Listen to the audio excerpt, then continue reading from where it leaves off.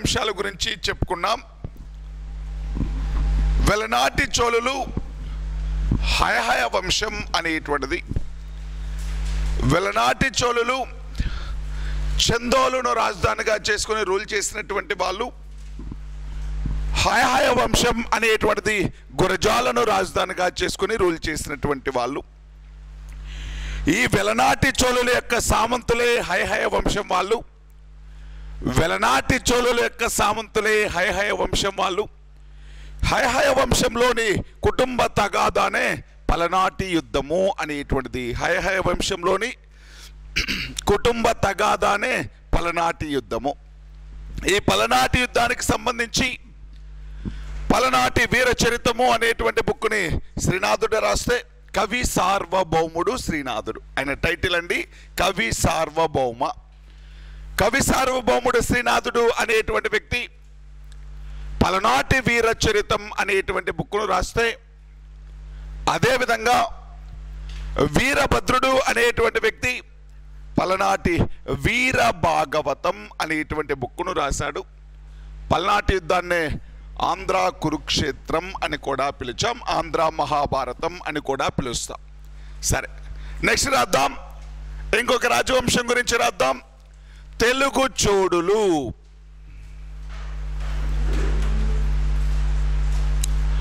వీళ్ళనే నెల్లూరు చోడులు అని పిలుస్తాం.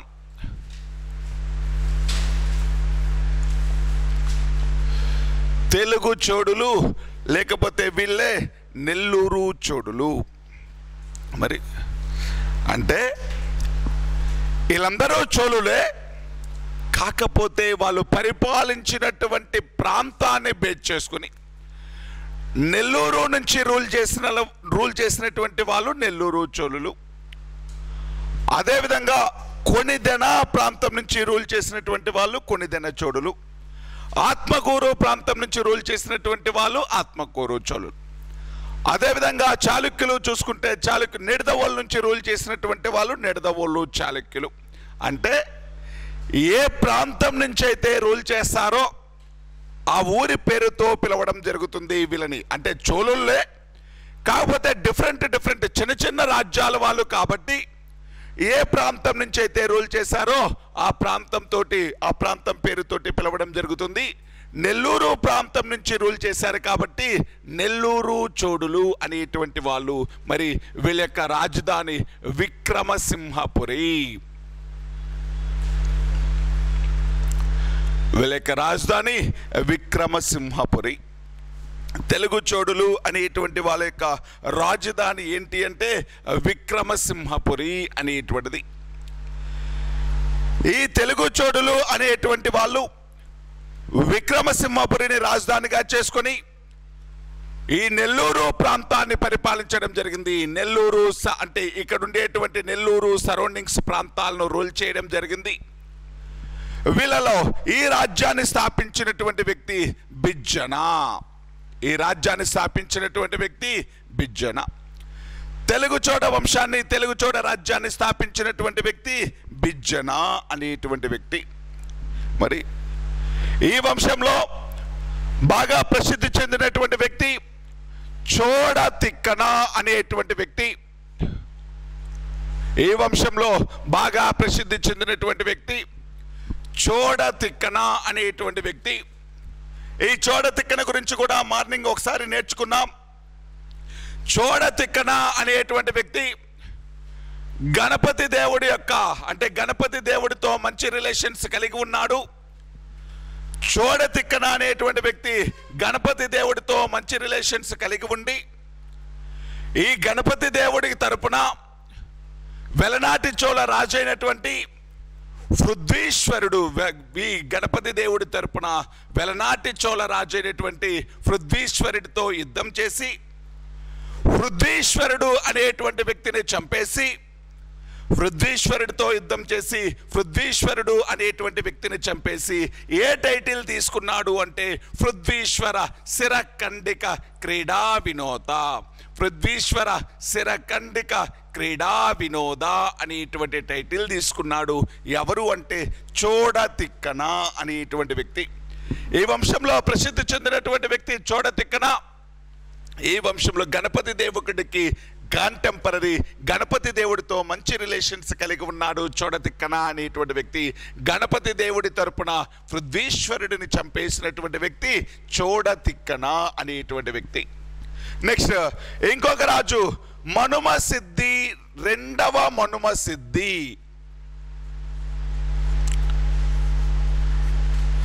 ఈ వంశంలో ఇంకొక ప్రసిద్ధి చెందినటువంటి రాజు రెండవ మనుమసిద్ధి.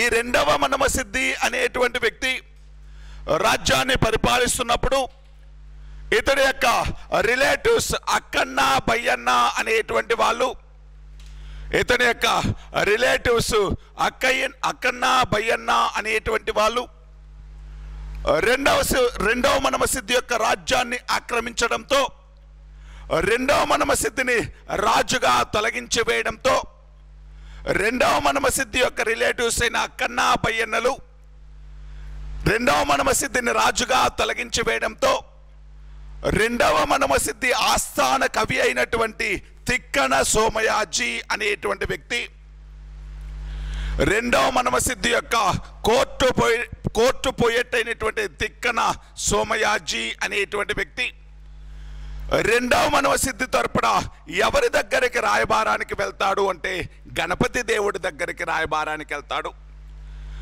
మా యొక్క రాజుకు సహాయం చేయండి, రెండవ మనుమసిద్ధికి సహాయం చేయండి, రెండవ మనుమసిద్ధిని మళ్ళీ రాజుగా చేయండి అని గణపతి దేవుడిని కోరడానికి తిక్కన సోమయాజీ అనేటువంటి వ్యక్తి ఓరుగల్లుకు వచ్చాడు. మళ్ళీ చూడండి, రెండవ మనుమసిద్ధి రాజయ్య కొన్ని రోజులు పరిపాలించిన తర్వాత ఆయన యొక్క రిలేటివ్స్ అయినటువంటి అక్కన్న బయ్యన్న అనేటువంటి వాళ్ళు రెండవ మనుమసిద్ధిని పదవి నుండి తొలగించి వేయడంతో ఈ రెండవ మనుమసిద్ధి ఆస్థాన కవి అయినటువంటి తిక్కన సోమయాజీ తన యొక్క రాజు తరపున మీడియేషన్ చేశాడు, రాయబారం చేశాడు. ఎవరితోటి అంటే గణపతి దేవుడితోటి. దీనితో గణపతి దేవుడు అనేటువంటి వ్యక్తి తన యొక్క సైన్యాన్ని రెండవ మనుమసిద్ధికి సహాయంగా పంపించాడు. తన యొక్క సైన్యాన్ని రెండవ మనుమసిద్ధికి సహాయంగా పంపించాడు. ఈ కాకతీయుల యొక్క సైన్యం సహాయంతో, గణపతి దేవుడి యొక్క సహాయంతో, కాకతీయ సైన్యం సహాయంతో, గణపతి దేవుడి యొక్క సహాయంతో రెండవ మనుమసిద్ధి అనేటువంటి వ్యక్తి తిరిగి రాజ్యాన్ని తిరిగి రాజ్యాన్ని ఆక్రమించుకోవడం జరిగింది. With the help of Ganapati Deva's army, with the help of Kakatiya's army, రెండవ మనుమసిద్ధి అనేటువంటి వ్యక్తి తిరిగి ఈ రాజ్యాన్ని ఆక్రమించుకోవడం జరిగింది. నెల్లూరు చోడ రాజ్యాన్ని ఆక్రమించుకోవడం జరిగింది రెండవ మనుమసిద్ధి. ఈ రెండవ మనుమసిద్ధి ఆస్థానంలో ఉన్నటువంటి ఫేమస్ పొయట్ ఎవరు అంటే తిక్కన సోమయాజీ, లేకపోతే తిక్కన.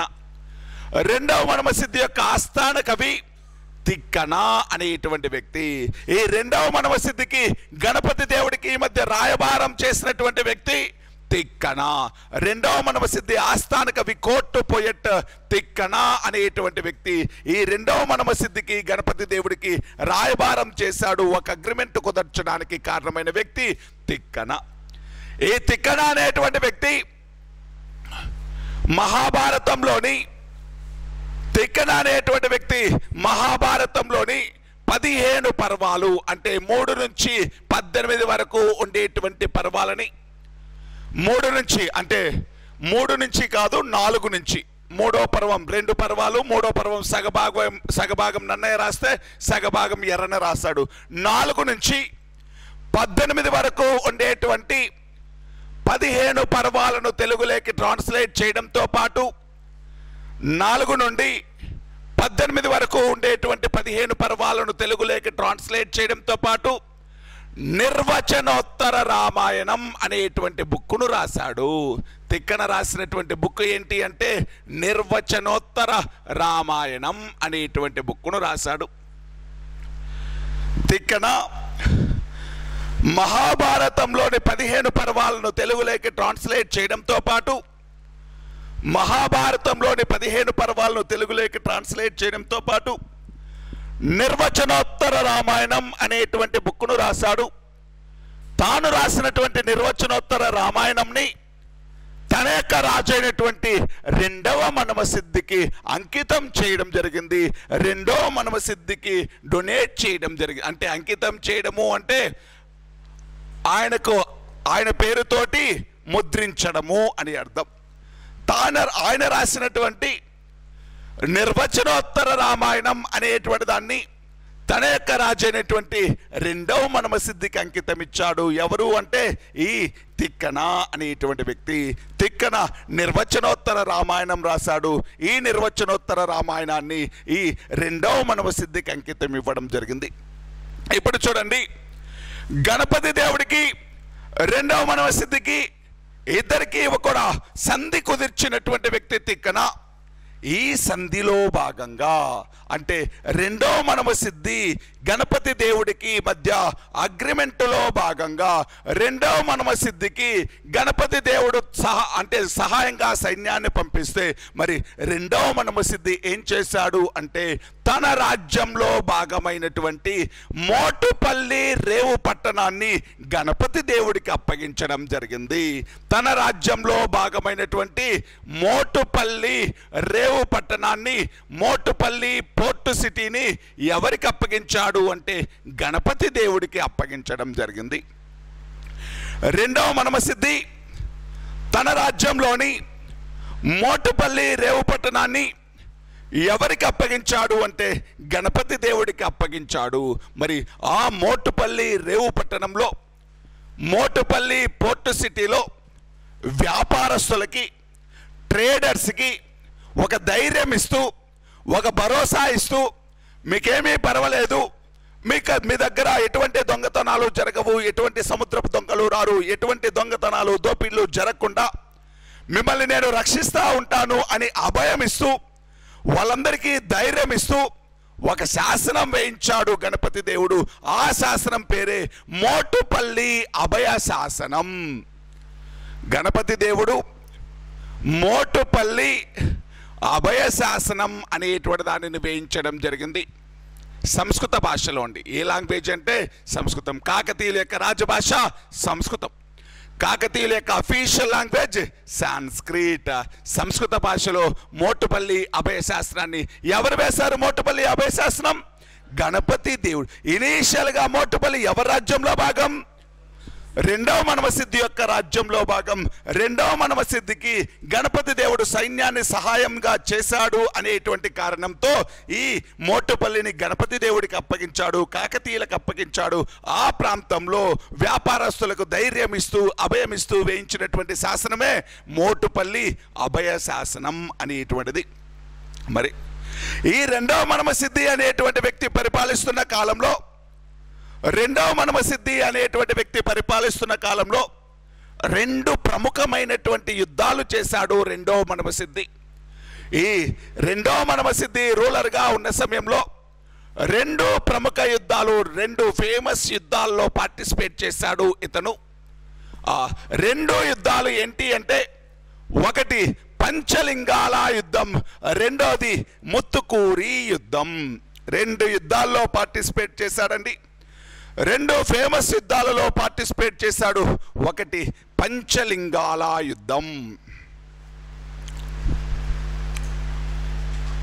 పంచలింగాల యుద్ధం.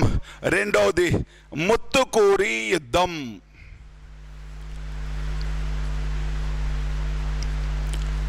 పంచలింగాల యుద్ధం, ముత్తుకూరి యుద్ధం అనేటువంటిది.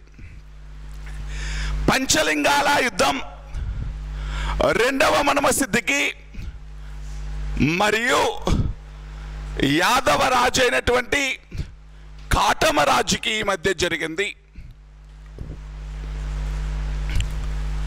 యాదవ రాజు అయినటువంటి కాటమరాజుకి మధ్య జరిగింది. పంచలింగాల యుద్ధం అనేటువంటిది రెండవ మనమసిద్ధికి కాటమరాజుకి, యాదవ రాజు అయినటువంటి కాటమరాజుకి మధ్య జరిగింది. ఎందుకు జరిగింది అంటే, కాటమరాజు అనేటువంటి వ్యక్తి, ఇతను సిఎస్పురం, కనిగిరి ఈ ప్రాంతాలను పరిపాలిస్తున్నటువంటి ఒక యాదవ రాజు. సిఎస్పురం, కనిగిరి, ఉదయగిరి ఇదంతా కూడా ఒకప్పుడు నెల్లూరు జిల్లాలో భాగం. ఆ ప్రాంతాల్ని పరిపాలిస్తున్న ఇప్పుడు ప్రస్తుతం అదంతా కూడా ప్రకాశం జిల్లాలో ఉంటుంది, సిఎస్పురం, కనిగిరి అనేటువంటివి. మరి ఆ ప్రాంతాన్ని రూల్ చేస్తున్నటువంటి కాటమరాజు అనేటువంటి ఒక యాదవ రాజు, ఆయన దగ్గర చాలా ఆవులు పెంచుకుంటూ ఉంటాడు, చాలా గోవులు. యాదవులు అంటేనే వాళ్ళ దగ్గర ఎక్కువ సంఖ్యలో పశువులు ఉంటాయి.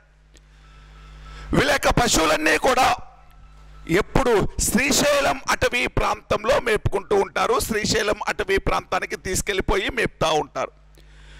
కాకపోతే ఒక 3-4 సంవత్సరాలు వర్షాలు పడలేదు.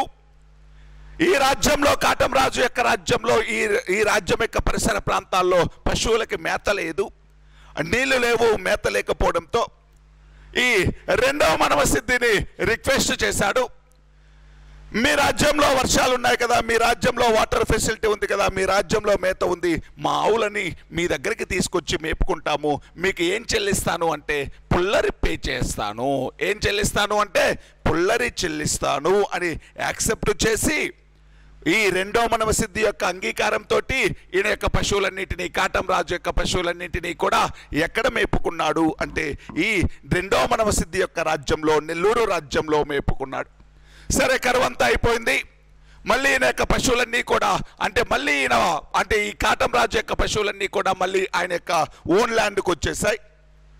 ఈ సమయంలో రెండో మనవసిద్ధికి పుల్లరి పే చేయాలి కదా, ట్యాక్స్ పే చేయాలి కదా. కానీ ఈ కాటమరాజు అనేటువంటి వ్యక్తి ట్యాక్స్ పే చేయలేదు. ఈ కాటమరాజు అందుకు గాను, వీళ్ళ పశువులను మేపుకున్నందుకు గాను ట్యాక్స్ పే చేయలేదు. దీనితోటి రెండవ మనవసిద్ధికి, కాటమరాజుకి ఆ పుల్లరి కోసం జరిగినటువంటి యుద్ధమే, ఆ పుల్లరి కోసం, ఆ ట్యాక్స్ కోసం జరిగినటువంటి యుద్ధమే పంచలింగాల యుద్ధము అనేటువంటిది. కాటమరాజు రెండో మనవసిద్ధికి పే చేయాల్సినటువంటి పుల్లరి ట్యాక్స్ను పే చేయకపోవడంతో కాటమరాజుపై యుద్ధం ప్రకటించాడు. కాటమరాజుతో యుద్ధం చేశాడు. ఈ యుద్ధంలో రెండో మనవసిద్ధి యొక్క సైన్యానికి లీడ్ చేసినటువంటి వ్యక్తి ఖడ్గతిక్కన. తిక్కన యొక్క మనమడండి ఇతను. తిక్కన పోయేట్టున్నాడు కదండి ఆతరు. ఆ తిక్కన యొక్క మనుమడు ఎవరు అంటే గ్రాండ్ సన్ ఖడ్గతిక్కన అనేటువంటి వ్యక్తి. ఈ యుద్ధంలో రెండవ మనవసిద్ధి యొక్క సైన్యాలను లీడ్ చేసినటువంటి వ్యక్తి ఖడ్గతిక్కన అనేటువంటి వ్యక్తి. ఈ ఖడ్గతిక్కన అనేటువంటి వ్యక్తి ఈ పంచలింగాల యుద్ధంలో నెల్లూరు సైన్యానికి, రెండో మనవసిద్ధి సైన్యానికి లీడ్ చేయడం జరిగింది. ఈ కాలంలో ఈ యుద్ధం జరిగిన సమయంలో ఖడ్గతిక్కన అనేటువంటి వ్యక్తి యుద్ధ భూమిలోనే చనిపోవడం, అంటే గెలుస్తారు, నెల్లూరు సైన్యమే గెలుస్తుంది. రెండో మనవసిద్ధికి విజయం వచ్చిన తర్వాత యుద్ధ భూమిలోనే చనిపోతాడు, అంటే గెలిచిన తర్వాత అక్కడే చనిపోతాడు. ఎవరు అంటే బాగా దెబ్బలు తగిలి, ఆ యుద్ధ భూమిలో బాగా దెబ్బలు తగిలి ఆ యుద్ధ భూమిలోనే చనిపోతాడు. ఎవరు అంటే ఖడ్గతిక్కన. యాక్చువల్గా దీనికి ఒక చిన్న స్టోరీ కూడా ఉంటుంది. ఖడ్గతిక్కన అనేటువంటి వ్యక్తి ఇనీషియల్గా యుద్ధానికి వెళ్ళడు. ఎందుకని అంటే ఆయనకు రీసెంట్గా పెళ్ళై ఉంటుంది, అందుకని చెప్పేసి వైఫ్ ఉంది అని చెప్పేసి అప్పటిగా అంటే యుద్ధానికి వెళ్ళడు. కానీ వాళ్ళ ఇంట్లో స్త్రీలందరూ కూడా, వాళ్ళ ఇంట్లో ఉండేటువంటి స్త్రీలందరూ కూడా యుద్ధానికి వెళ్ళి యుద్ధంలో గెలిచి రమ్మన్నా కూడా ఆయన వెళ్ళడు ఇనీషియల్ డేస్లో. సో ఆ లేడీస్ అందరూ కూడా ఖడ్గతిక్కనకి, సరే మాలాగే నువ్వు కూడా గాజులు తొడుక్కొని ఇక్కడే ఇంట్లో కూర్చో అని చెప్పేసి అవమానిస్తే ఆయన షేమ్గా ఫీల్ అయ్యి అప్పటికప్పుడు యుద్ధ భూమిలోకి వెళ్ళి యుద్ధ భూమిలో నెల్లూరు సైన్యాన్ని మొత్తాన్ని లీడ్ చేసి కాటమరాజు సైన్యాన్ని ఓడించి ఈ యుద్ధంలో రెండో మనవసిద్ధికి విజయం అనేటువంటిది వచ్చేలాగా చేసినటువంటి వ్యక్తి ఖడ్గతిక్కన. కాకపోతే యుద్ధంలోనే చనిపోతాడు. ఎవరు అంటే ఖడ్గతిక్కన అనేటువంటి వ్యక్తి. ఇది పంచలింగాల యుద్ధం. మనకు చాలా బుర్రకథలు లేకపోతే చాలా చోట్ల కనిపిస్తూ ఉంటుంది. కాటమరాజు స్టోరీస్ అనేటువంటివి చాలా చోట్ల కనిపిస్తూ ఉంటాయి. యాదవరాజు కాటమరాజు ఎందుకు జరిగింది అంటే పుల్లరి కోసం జరిగింది. ఎవరెవరి మధ్య జరిగింది అంటే రెండవ మనమసిద్ధికి మరియు కాటమరాజుకి మధ్య జరిగింది. ఆ యుద్ధం పేరే పంచలింగాల యుద్ధం. ఈ యుద్ధంలో నెల్లూరు సైన్యాన్ని రెండో మనమసిద్ధి తరపున సైన్యాల్లో లీడ్ చేసింది ఖడ్గతిక్కన అనేటువంటి వ్యక్తి. ఎందుకోసం జరిగిందండి పంచలింగాల యుద్ధం? పుల్లరి కోసం జరిగింది. ఈ యాదవ రాజ్యంలో వర్షాలు పడకపోవడంతో వీళ్ళ యొక్క పశువులని ఈ రెండో మనమసిద్ధి యొక్క రాజ్యంలో మేపుకున్నాడు. కానీ తర్వాత పుల్లరి చెల్లించకపోవడంతో రెండో మనమసిద్ధి కాటమరాజుతో యుద్ధం చేశాడు. ఈ యుద్ధంలో కాటమరాజు ఓడిపోవడం జరిగింది. రెండో మనమసిద్ధి తరపున సైన్యాలను లీడ్ చేసినటువంటి వ్యక్తి ఖడ్గతిక్కన. నెక్స్ట్ ఇది ముత్తుకూరి యుద్ధం. ఇది ఏ సంవత్సరం జరిగింది అనేటువంటిది కాంట్రవర్సీ. ఏ సంవత్సరం జరిగింది అనేటువంటి విషయం మనకు అవసరం లేదు ఇక్కడ పంచలింగాల యుద్ధం. నెక్స్ట్ ఇది మాత్రం మనకు తెలుస్తా ఉంది, ఏ సంవత్సరం ఎగ్జాక్ట్ గా జరిగింది అనేటువంటిది కూడా తెలుస్తుంది. ముత్తుకూరి యుద్ధం అనేటువంటిది 1263. ముత్తుకూరి యుద్ధం అనేటువంటిది 1263వ సంవత్సరంలో జరిగింది. ఎవరెవరి మధ్య జరిగింది అంటే రెండవ మనమసిద్ధి ముత్తుకూరి యుద్ధం రెండవ మనమసిద్ధికి మరియు పాండ్య రాజు అయినటువంటి జటావర్మ సుందర పాండ్యుడు.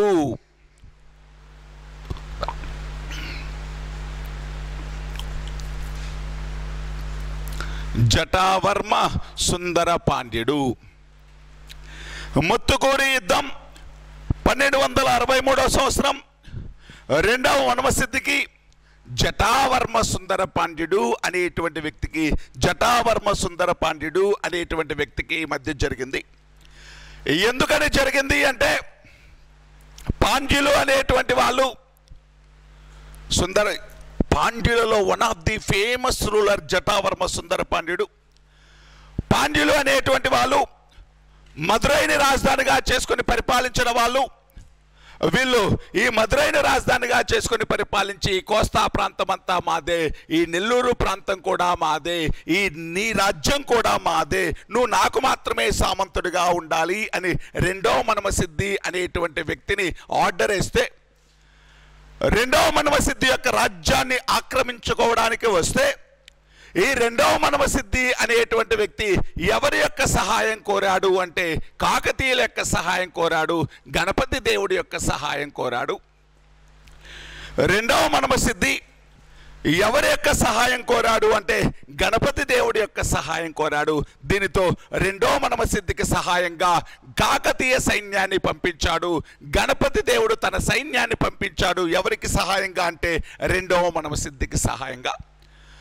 ఈ కాకతీయుల సైన్యం సహాయంతో రెండవ మనమసిద్ధి పాండ్యులతో యుద్ధం చేశాడు. జటావర్మ సుందర పాండ్యతో యుద్ధం చేయడం జరిగింది. కాకపోతే ఈ యుద్ధంలో ఈ ముత్తుకూరి యుద్ధంలో రెండవ మనమసిద్ధి ఓడిపోయి చనిపోవడం జరిగింది. ముత్తుకూరి యుద్ధంలో రెండో మనమసిద్ధి ఓడిపోయి చనిపోవడం జరిగింది. జటావర్మ సుందర పాండ్యుడు అనేటువంటి వ్యక్తి ఈ నెల్లూరు రాజ్యాన్ని ఆక్రమించుకోవడం జరిగింది. జటావర్మ సుందర పాండ్యుడు అనేటువంటి వ్యక్తి నెల్లూరు రాజ్యాన్ని ఆక్రమించుకున్నాడు, పాండ్య రాజ్యంలో కలిపేసుకున్నాడు. జటావర్మ సుందర పాండ్యుడు అనేటువంటి వ్యక్తి ముత్తుకూరి యుద్ధంలో గెలుపొందిన తర్వాత కనకాభిషేకం చేసుకున్నాడు. కనకాభిషేకం అనేటువంటిది చేసుకోవడం జరిగింది. మళ్ళీ ఈ కనకాభిషేకం అనేటువంటిది చేసుకున్నాడు. వేటి ద్వారా అంటే వరాహ లాంఛనాలతోటి మరియు చేప లాంఛనం. పాండ్యుల యొక్క గుర్తేమని చెప్పాను? మత్స్యము, చేపేనా? అంతేనా? పాండ్యుల యొక్క సింబల్ ఏంటి? అఫీషియల్ సింబల్ రాజముద్ర, చేప. పాండ్యుల యొక్క అఫీషియల్ ఈ సింబల్ అంటే అఫీషియల్ ఎంబ్లం ఏంటి అంటే చేప. వరాహం అనేటువంటిది ఎవరి యొక్క అఫీషియల్ ఎంబ్లం? కాకతీయుల యొక్క రాజ్య చిహ్నం. వరాహం అనేటువంటిది ఎవరి యొక్క రాజ్య చిహ్నం అండి? కాకతీయులు. ఒకసారి చూడండి, ముత్తుకూరి యుద్ధం ఏ సంవత్సరం జరిగింది? 1263. ఎవరెవరి మధ్య జరిగింది? రెండవ మనమసిద్ధికి పాండ్యరాజు జటావర్మ సుందర పాండ్యుడికి మధ్య జరిగింది. ఈ యుద్ధంలో జటావర్మ సుందర పాండ్యుడు అనేటువంటి వ్యక్తి రెండవ మనమసిద్ధిని మరియు ఆయనకు సహాయంగా వచ్చినటువంటి కాకతీయ సైన్యాలని ఓడించడం జరిగింది. రెండవ మనమసిద్ధి అనేటువంటి వ్యక్తి యుద్ధం చేస్తూ చనిపోవడం జరిగింది. రెండవ మనమసిద్ధిని చంపేయడం జరిగింది.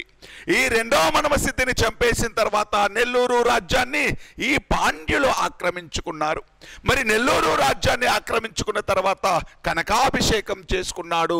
దానితో కనకాభిషేకం అంటే కాయిన్స్తో ఆయన అభిషేకం చేయించుకున్నాడు. అంటే వరాహ ముద్ర కలిగినటువంటి నాణాలతోటి, అదేవిధంగా చేప ముద్ర కలిగినటువంటి నాణాలతోటి. ఈ వరాహం అనేటువంటిది కాకతీయుల యొక్క రాజ్య చిహ్నం. కాకతీయుల యొక్క రాజ్య చిహ్నం రెండు ఉంటాయి.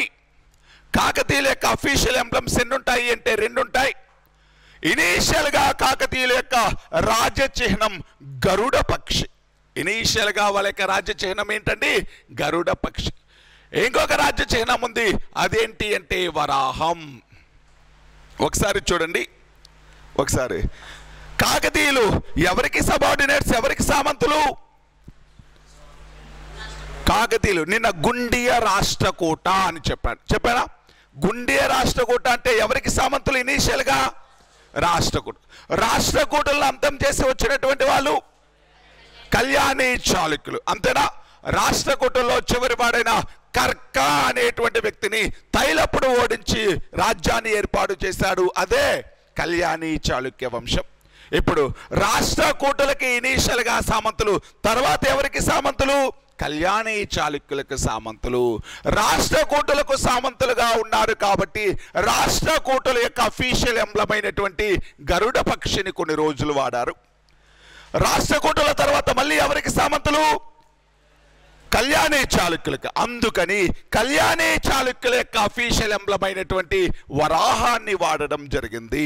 అంటే వాళ్ళు ఇనీషియల్ గా రాష్ట్రకూటులకు సామంతులు కాబట్టి గరుడ పక్షిని, తర్వాత కళ్యాణి చాళుక్యులకు సామంతులు కాబట్టి వరాహ చిహ్నాన్ని అఫీషియల్ ఎంబ్లమ్ లాగా వాడారు. ఎవరు అంటే కాకతీయులు అనేటువంటి వాళ్ళు వరాహ చిహ్నాన్ని అఫీషియల్ ఎంబ్లమ్ లాగా ఉపయోగించారు కాకతీయులు.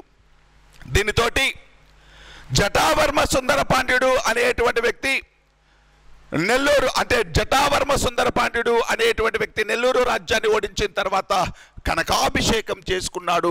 వరాహ ముద్ర కలిగినటువంటి కాయిన్స్ తోటి, చేప ముద్ర కలిగినటువంటి బంగారు నాణాలతోటి ఆయన కనకాభిషేకం చేసుకున్నాడు జటావర్మ సుందర పాండ్యుడు. గణపతి దేవుడు అనేటువంటి వ్యక్తికి ఇది ఒక షేమ్ లాగా ఫీల్ అయ్యాడు. ఆయన జీవితంలో, గణపతి దేవుడి జీవిత కాలంలో ఆయన ఓడిపోయినటువంటి ఒకే ఒక యుద్ధం ముత్తుకూరి యుద్ధం. గణపతి దేవుడు ఓడిపోయినటువంటి ఒకే ఒక యుద్ధం ఏంటి అంటే ముత్తుకూరి యుద్ధం అనేటువంటిది. ఈ యుద్ధంలో గణపతి దేవుడు ఓడిపోవడంతో గణపతి దేవుడు అనేటువంటి వ్యక్తి రాజకీయాల నుంచి రిటైర్డ్ అయ్యాడు. రాజకీయాల నుంచి నిష్క్రమించాడు.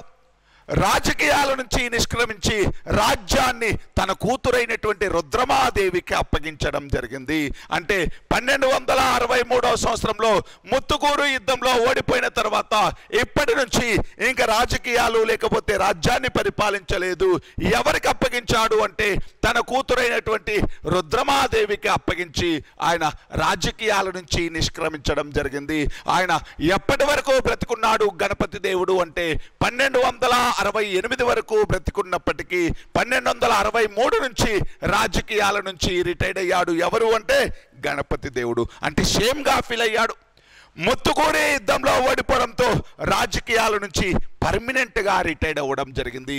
రాజకీయాల నుంచి పూర్తిగా నిష్క్రమించి ఎవరికి రాజ్యాన్ని అప్పగించాడు అంటే రుద్రమాదేవికి అప్పగించడం జరిగింది. ఇలా నెల్లూరు చోడ వంశం అనేటువంటిది అంతమైపోయింది. జటావర్మ సుందర పాండ్యుడు అనేటువంటి వ్యక్తి నెల్లూరు చోడలని అంతం చేయడం జరిగింది. ఇక్కడ చూడండి, రెండవ మనమసిద్ధి ఆస్థాన కవి ఎవరు? తిక్కన. రెండవ మనమసిద్ధి యొక్క కోర్టు పోయెట్ తిక్కన. తిక్కన రాసినటువంటి బుక్కులు నిర్వచనోత్తర రామాయణం ఎవరికి డెడికేట్ చేశాడు? ఎవరికి అంకితం ఇచ్చాడు? రెండవ మనవ సిద్ధికి అంకితం ఇచ్చాడు. అదేవిధంగా ఆంధ్ర మహాభారతంలోని 15 పర్వాలను రాసినటువంటి వ్యక్తి తిక్కన. రెండవ మనవ సిద్ధికి గణపతి దేవుడికి మధ్య ఒక రాయబారాన్ని కుదిర్చినటువంటి వ్యక్తి, ఒక రాయబారం తీసుకొచ్చి వాళ్ళిద్దరి మధ్య ఒక